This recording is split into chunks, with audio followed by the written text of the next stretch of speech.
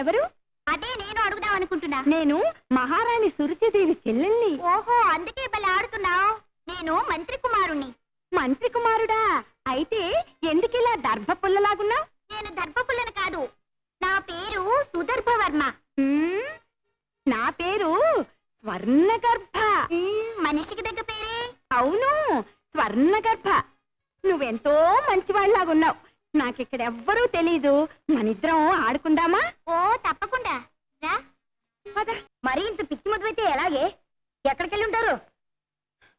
రాజుబాబు గారు సునీతక్కయ్య మందిరానికి వెళ్ళారు. చూసావా, నేను అనుకున్నంతా అయింది. ఆశ్చర్యంగా ఉంది. నాతో ఒక్క మాటనే చెప్పకుండా. ఎందుకు చెప్తారు?